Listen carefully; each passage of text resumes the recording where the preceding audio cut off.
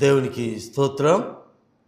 నేటి మన అనుదిన అరుణోదయ రక్షణ వాక్య సందేశం వింటున్నటువంటి ప్రియమైన దేవుని బిడ్డలు మీకు అందరికీ మన ప్రభువు రక్షకుడైన యేసు క్రీస్తు నామం పేరిట నా యొక్క వందనములు శుభములు మీకు తెలియజేస్తుంటున్నాను.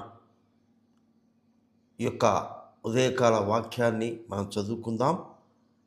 దావీదు రచించినటువంటి 13వ కీర్తన 5వ చరణం.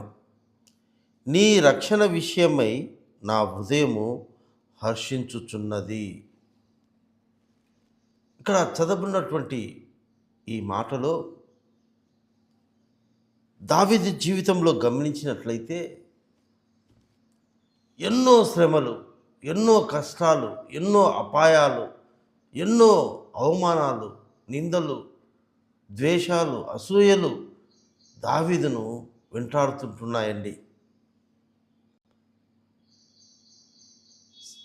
తన యొక్క పరిస్థితి సమాధానకరంగా, సంతోషకరంగా, నెమ్మదిగా గడిపిన దినము ఒక్కటి లేదండి. ఒక్కరోజు కూడా అతనికి పరిస్థితిలో సమాధానం లేదు. ఒక ప్రక్క సౌలు చేత తరమబడుచుంటున్నాడు, మరొక ప్రక్క కుటుంబ సభ్యులు, తల్లిదండ్రులు అందరూ కూడా తృణీకరించి ఎవరు కూడా దావీదును ఉన్నాడు ఒకడని గుర్తింపు లేనటువంటి పరిస్థితిలో, మరొక ప్రక్క భార్య అవమానపరచడం, హేళనగా మాట్లాడడం, మరొక ప్రక్క ఎన్నో సమస్యలు దావీదును వెంటాడుతూ వచ్చాయండి. అయినప్పటికీ ఈ యొక్క 13వ కీర్తనలో గమనించినట్లయితే మొదటి చరణంలో యెహోవా ఎన్నాళ్ళ వరకు నన్ను మర్చిపోతావు, ఎన్నాళ్ళ వరకు నా శత్రువు నా మీద విజయము పొందుతాడని చెప్పి ప్రార్థించినట్టుగా మనం చూస్తామండి. ఈ మాటలు, ఈ ప్రార్థనలో మనం గ్రహించవచ్చు అతను ఎంత కృంగిపోతుంటున్నాడో, నలిగిపోతుంటున్నాడో మనం గమనించగలం. అయితే ఈ 5వ చరణంలోనికి వచ్చేసరికి నీ రక్షణ విషయమై నా హృదయము హర్షించుచున్నదని సంతోషముతో స్తుతిస్తుంటున్నాడండి. దావీదు అర్థం చేసుకున్నది దేవుని పక్షాన ఏంటంటే, ఎన్ని పరిస్థితులు వచ్చినా, ఎన్ని కష్టాలు వచ్చినా, ఎన్ని ప్రమాదాలు వచ్చినా, ఎన్ని ఆపదలు వచ్చినా, ఎన్ని వ్యతిరేకమైన పరిస్థితులు నా మీదకి వచ్చినా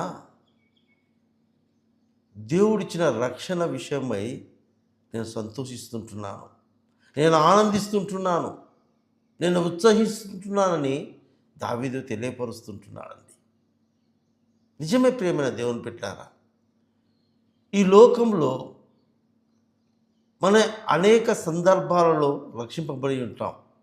అది ప్రమాదాలు కావచ్చు, అది ఆర్థిక ఇబ్బందులు కావచ్చు, అది ప్రాణాపాయ స్థితిలో అనారోగ్య పరిస్థితులు అయి ఉండవచ్చు. ఈ రీతిగా గమనిస్తే ఎన్నో పరిస్థితులలో మనము అనానుకూల పరిస్థితుల అనుభవాలు కూడా వెళ్ళి ఉంటాం. అయితే ఆ సమయంలో లోకరీత్యా మనము రక్షింపబడి ఉంటాం. అంటే ఏదో ఒక మార్గంలో మన అవసరాలు తీరి ఉంటాయి. అయితే అవసరం తీరిన తర్వాత తిరిగి నాకు అలాంటి పరిస్థితి రాదు అనే నిశ్చయత మనలో ఉండదండి. ఎందుకంటే ఈ భూలోకంలో జీవించినంత కాలము సమస్యలు, కష్టాలు, అనారోగ్యాలు, ఇబ్బందులు వస్తూనే ఉంటాయి. ఈ లోకంలో దొరికే రక్షణ మనల్ని సంపూర్ణపరచలేదండి. ఇంకా సమస్యలు దూరపరచలేదు. ఈ లోక రక్షణ స్వల్పకాలంలో పొందుకునే సంతోషాన్ని ఇస్తుంది తప్ప శాశ్వతమైన నిశ్చయమైనటువంటి సంతోషము ఈ లోకం ఇవ్వలేదు. అదే దావీదు గమనించాడు. దావీదు, నీ రక్షణ విషయమై నా హృదయము హర్షించుచున్నదని దావీదు తెలియజేస్తుంటున్నాడండి. ఈరోజు మన జీవితాలలో కూడా అలా చెప్పగలిగేటువంటి భక్తి జీవితం మనం కలిగి ఉండాలని పరిశుద్ధాత్మ దేవుడు ఈ యొక్క ఉదయకాల సమయంలో ఈ వాక్యం ద్వారా నీతో నాతో మనందరితో మాట్లాడుతుంటున్నాడు. నాకే ఎందుకు ఈ కష్టము, నాకే ఎందుకు ఈ సమస్య, నాకే ఎందుకు ఈ ఆపద, నేను మంచిగా ప్రార్థన చేస్తుంటున్నాను, బాగా సేవ చేస్తుంటున్నాను, మరి మా కుటుంబంలో నా జీవితంలో ఎందుకు ప్రభువా అని మనము కలవరపడుతూ ఉంటామండి. కలవరపడడంలో తప్పు లేదు, కానీ మనకు ఒక నిశ్చయత కలిగి ఉండాలి. ఎందుకంటే యెహోవా యొక్క రక్షణ చాలా ఉన్నతమైనది, శాశ్వతమైనది. మనము ఈ యొక్క మాట ద్వారా గమనించినట్లయితే దేవుడు 3 రకాలైనటువంటి రక్షణను మనకు దేవుని ద్వారా మనం పొందుకోగలమండి. మొదటిది,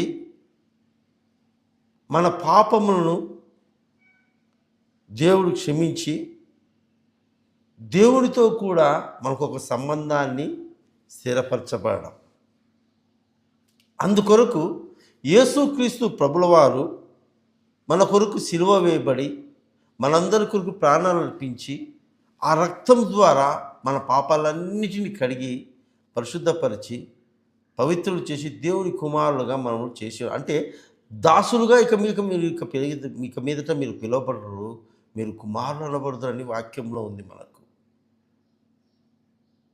అంటే దేవుడిచ్చినటువంటి రక్షణ ఎలాంటిదంటే దేవునితో కుమారులుగా సంబంధాన్ని స్థిరపరిచేటువంటి రక్షణ, అది శాశ్వతమైన రక్షణ. రెండవదిగా గమనించినట్లయితే శ్రమల నుండి రక్షణ అండి. కష్టాల్లో, భయాలలో, ఆపదల్లో సంభవిస్తాయి. అయితే దేవుడు అనూహ్య రీతిలో మనల్ని రక్షిస్తాడు. దావీదును సౌలు చేత శ్రమ పెట్టబడ్డాడు. అయితే ఆ శ్రమలలో, ఆ ప్రమాదాలలో, ఆ సౌలు విడిచినటువంటి ఆ బల్లెపు విసురులో దేవుడు రక్షించాడు. అర్థం చేసుకోవాల్సింది ఏంటంటే దావీదును సౌలు చంపాలని వెంటాడాడు, కానీ దేవుడు సౌలు చేతిలో నుండి దావీదును దేవుడు రక్షిస్తూ వచ్చాడండి. అంటే మనకు వ్యతిరేకమైన పరిస్థితులు మనం వెంటాడుతూ ఉంటాయి, మనం ఇబ్బందుల్లోనికి వెళ్తూ ఉంటాయి.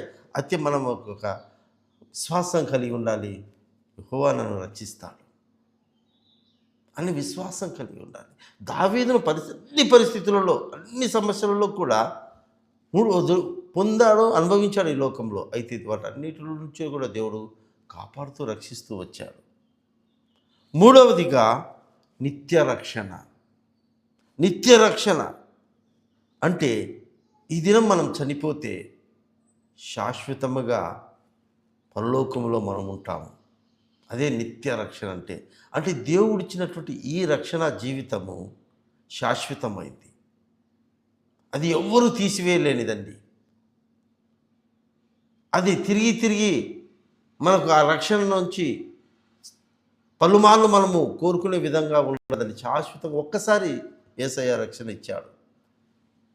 ఆ పరలోక రాజ్యంలో నిత్య రక్షణను అనుభవించేదానికి. కనుక ఈ మాట ఉంటున్న ప్రియమైన దేవుని బిడ్డ, ఒకవేళ ఈ దినము నీ జీవితంలో సమస్యలనే సుడిగుండాలు, కష్టాలు అనేటువంటి పరిస్థితులు, అవమానాలు, నిందలు,